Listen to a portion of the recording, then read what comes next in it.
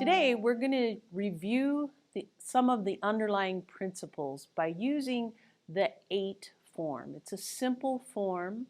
It only has these 8 movements. So we're just going to go ahead and get started. I want to do the 8 form together one time just to get those movements back into your head. And then we'll start to talk about the principles in terms of that 8 form.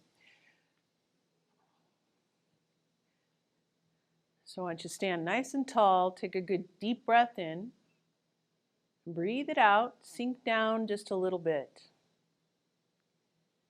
and open. Preparation. Now the 8 form starts with repulse the monkey, but you don't move your feet. Bring that left hand forward, now the right hand comes up and over. Then the left comes back, and the left comes up and over. Now you're holding the ball to the right. Step out with brush knee left, and you're stepping kind of on the diagonal. Then bringing that foot back, holding the ball to the left, step out, brush knee right. Now you're going to do the same thing with part the wild horse's mane. Step out left, part the wild horse's mane. Step out right, part the wild horse's mane. Now you're going to do wave hands like clouds, but you're only going to take 2 steps. So there's 1 step, there's 2 steps. Now you're going to take 2 steps to the right. 1 step, 2 steps. Now bring that weight to the left, lift your right knee into pheasant stance. Then lift the left in pheasant stance. Now you're going to kick right, then kick left. Now you're going to hold the ball to the left and you're going to step out on that same diagonal with ward off. Grasp the bird's tail, roll back, rotate and press, pushing chi. Now bringing that right foot back, holding the ball to the right, step out on the diagonal again, ward off. Grasp the bird's tail, roll back, rotate and press, pushing chi. Bring that weight up onto that left, bring the right leg up, and then step out, return the tiger to the mountain, and close. So now let's do that same form, but focus on the idea of substantial and insubstantial changes. Empty and full. Really focus on where your weight is. So right now your weight is evenly distributed. Take a nice deep breath in. Breathe it out, sinking down. Bringing the weight over to the right so that your left can open. Bring your weight over to the left, but then center your weight. Preparation. Now our weight stays centered for our repulse the monkey. Bring that left hand forward, the right comes up and over. Then that left comes up and over. Now the weight has to come to the right so that you can step out left with your brush knee.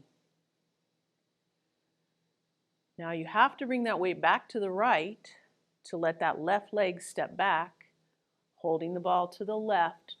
Now the weight's on that left, step out right, brush knee. Let that weight come back to the left so you can step out, step back right, holding the ball to the right. Now part the wild horse's mane. Feel that weight shifting back and then shifting over to the left, part the wild horse's mane. Bring the weight to your right because your first step to the left is with that left foot. Then let the left become substantial, the right is insubstantial. But now it has to become substantial so that you can step left. Now leave that right leg insubstantial because you're going to step to the right.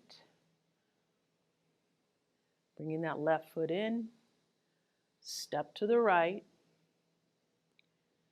Bringing that left foot in. Now all the weight comes to the left so that you can lift into pheasant stance. Then the weight goes to the right, so the left is insubstantial, pheasant stance. Now the left is substantial so that you can kick right. Then let the left become insubstantial again so that you can kick left. Bringing your weight to the left as you step out into ward off. Now feel that weight shifting forward and back as you do your ward off sequence. Pushing chi.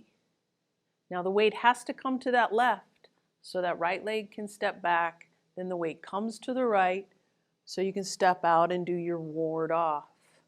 Grasp the bird's tail. Roll back. Rotate and press.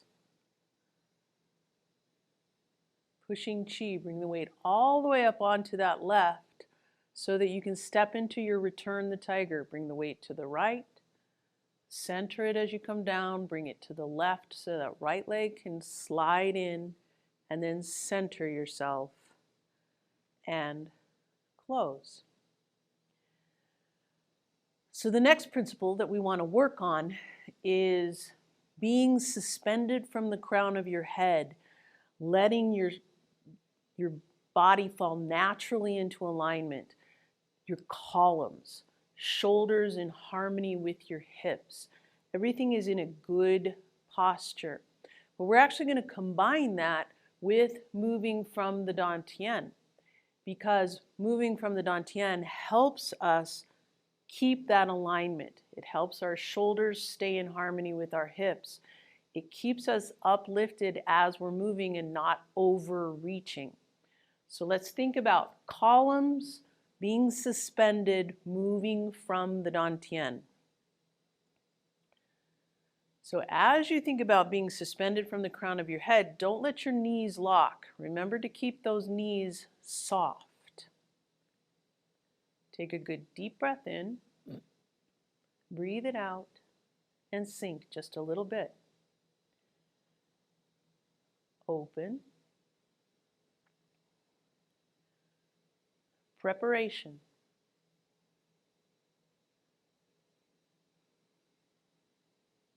Repulse the monkey.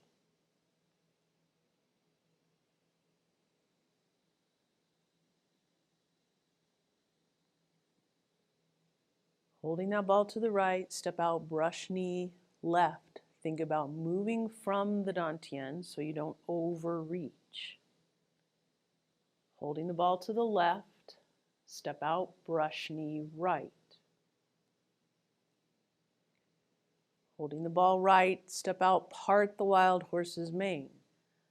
Again, let the Dantian lead that movement so you're not leading with your shoulders. Part the wild horse's mane. Now wave hands like clouds, 2 steps. Keeping those shoulders level to the ground. Think about being suspended. Now 2 steps to the right.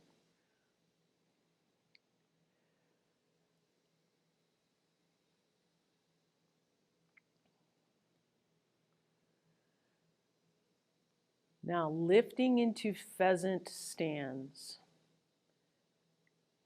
And pheasant stance. Keeping those columns nice and straight. Kicking. Kick right. Kick left. Thinking about your posture. Holding that ball to the left, step out, ward off. Keep within your columns as you grasp the bird's tail.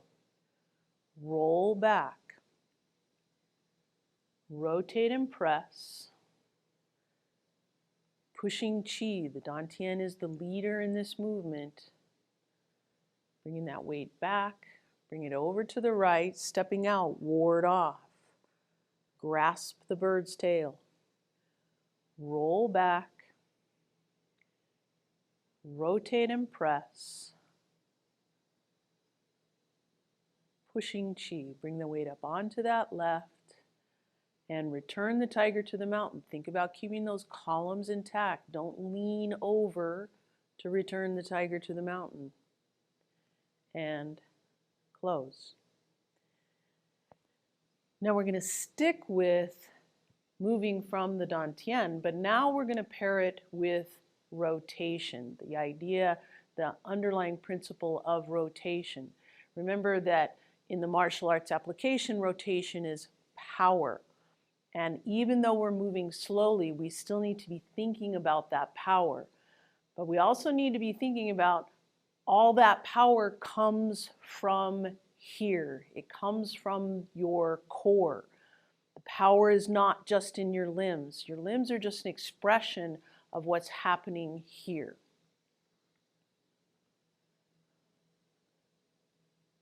Take a nice deep breath in and breathe it out, sinking down and open. Preparation.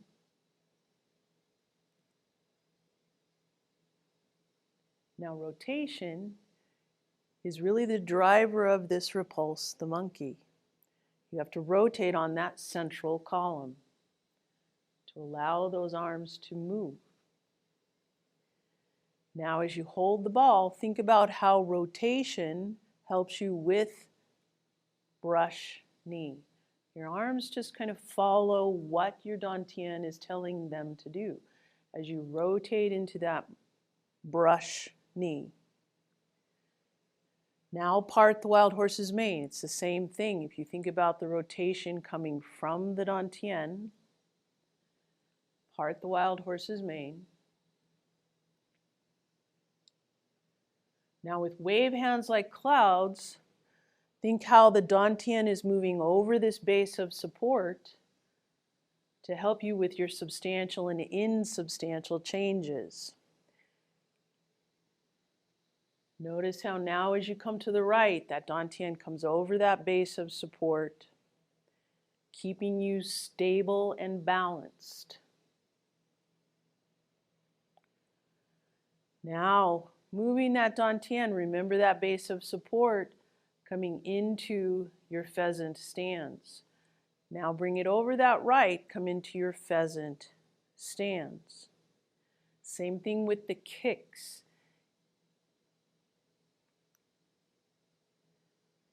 One more. Now as you come into your ward off, think of how the Dantian leads this rotation, staying within your columns. Rotate from that Dantian and your arms will just follow as you roll back. Rotate and press. Pulling back from the Dantian, not from your shoulders, for pushing chi. Bringing that weight back to the left, then to the right, stepping out, ward off. Grasp the bird's tail. Roll back. Rotate and press. Pushing chi. Return the tiger to the mountain.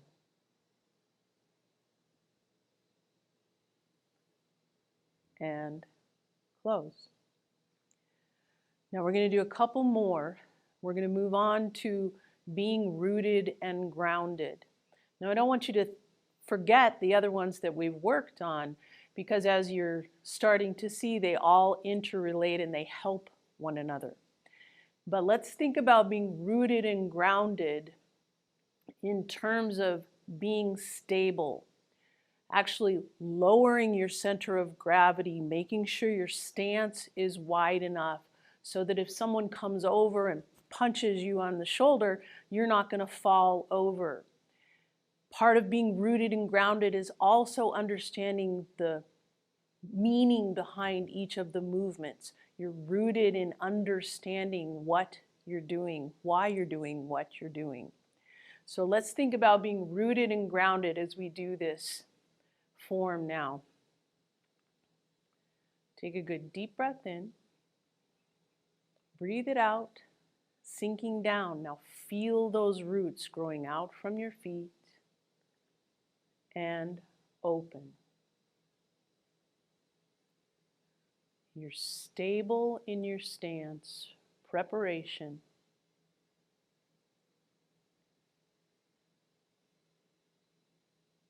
Repulse the monkey.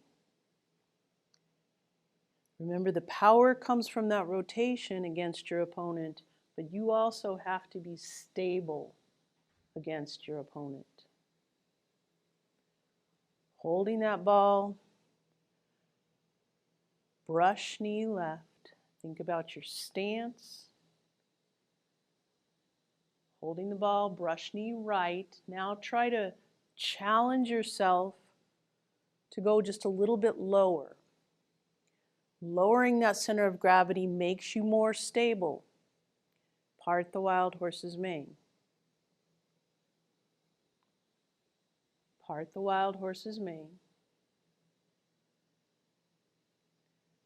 Now as you do your wave hands like clouds, keep yourself just a little bit lower than you normally would.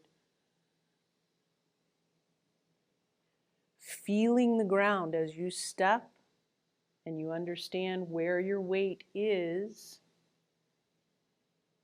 Let that ground communicate the information of what it's moving across. Now, staying as stable as you can on one leg, pheasant stance. That supporting leg is slightly bent, pheasant stance. Feel the information from your feet as you kick and then kick.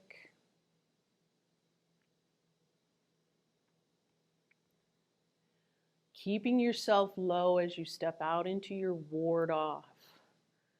Grasp the bird's tail. Roll back. Rotate and press. Pushing chi. Bringing the weight back. Stepping out into your ward off. Even though you're rooted and grounded, you're still suspended from the crown of your head. Shoulders stay in harmony with the hips. Push your opponent away. Be stable as that energy goes into your opponent. And then return the tiger to the mountain.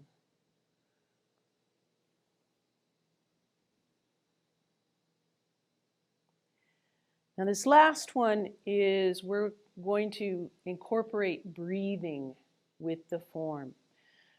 Now, I want you to just breathe naturally. I want you to try to breathe deep and long and slow, all those words that we talk about with Tai Chi breathing. The way that I breathe in the 8 form, I actually do one breath for repulse the monkey and with your pheasant stance. You'll see what I mean when I say that. But don't get too anxious about whether you're breathing in or breathing out at the same time I am. I really want you to just relax and think about that.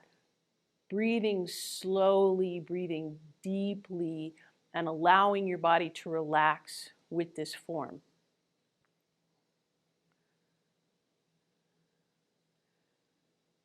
So right away, take a nice deep, long, slow breath, breathing in, breathing out, and open. Now think about breathing in as you rise up with preparation, breathing out. Now with repulse the monkey, this is what I mean. I'm breathing in, and then I'm breathing out as I do the next repulse the monkey. Then breathing in as I gather that energy, breathing out with your brush knee as you come against your opponent. Then breathing in as you gather, breathing out as you release. Same thing with part the wild horse's mane.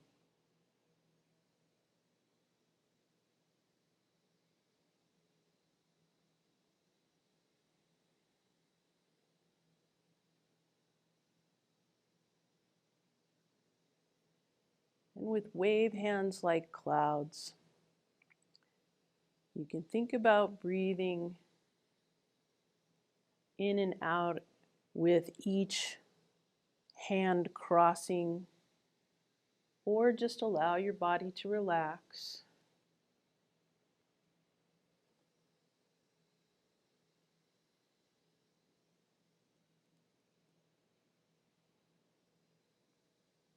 Now with pheasant stands, this is what I mean is I'm breathing in here, and then I'm breathing out on the left. Then I'm breathing in as I lift with the kick, breathing out as I actually kick. Breathing in as I lift, breathing out as I kick. Breathing in as I gather for ward off, then stepping out, breathing out as I ward off, grasp the bird's tail.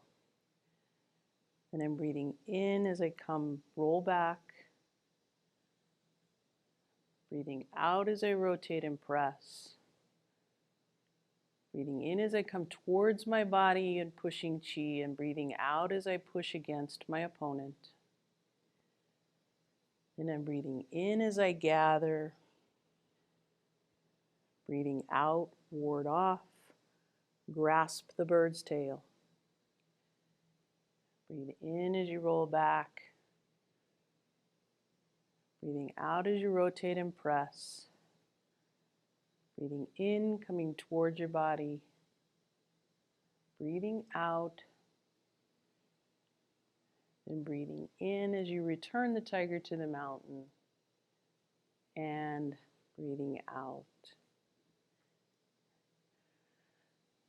So this is a way to practice by using a simpler form and really focusing on those underlying principles.